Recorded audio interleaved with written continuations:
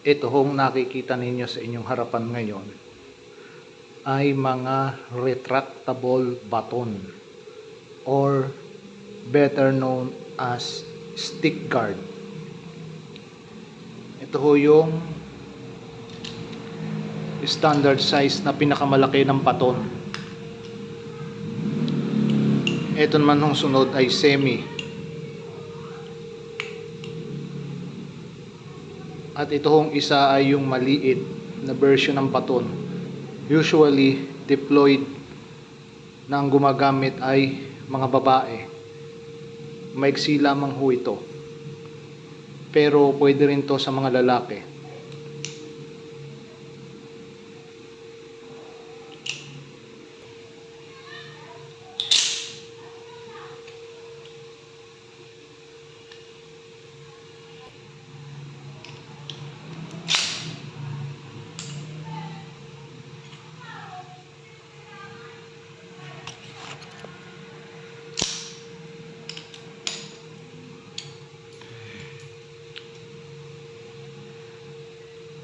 Yan ho bali ang sizes nila. Small, medium at large. Anyway, kahit anong sukat niyan, pag proper ang usage at paggamit niyan, ay maisasalba din ho niyan ang inyong buhay sa anumang uri ng banta at enkwentro sa kalsada or sa streets. Ang mga baton ho ay ginagamit na pandepensa at pang-opensa kung may malalang threat sa inyong harapan.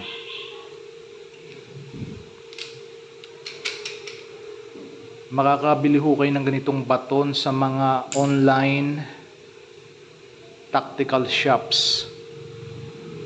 Wala hong age limit ang pagdadala o pagbili ng baton. Basta't kung meron kayong dala nito, make sure to conceal it nang hindi ito makikita sa inyo. At huwag kayong papasok sa mga malls or di kaya kung sang kalye na merong checkpoint or sa mga bangko o sa mga subdivision kung saan may mga kapkapan, dahil ang baton ho ay hinuhuli rin, pero mababa lang ho ito. Or kalimitan, kung mahuli sa inyo mga ganito, kukumpiskahin lang ng mga security guard or mga alagad ng batas. So make sure when you carry one, make sure it is concealable na hindi makikita sa inyo. Anyway, itong nakikita nyo ito ay mga collection lamang ho ng aking mga gamit na baton. I'm planning to buy some na hindi ho ganito ang itsura. Yung automatic baton. Pag ho ako ay nakapag-ipon at nagkapera. So yan lang ho ang maiibahagi ko ulit sa inyo dito sa aking YouTube channel.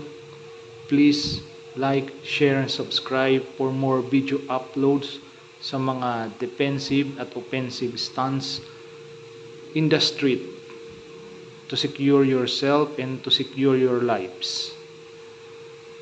Yun lamang ho, at maraming salamat po uling lahat sa pagtsatsaga niyong panuurin at pakinggan ang aking mga posts.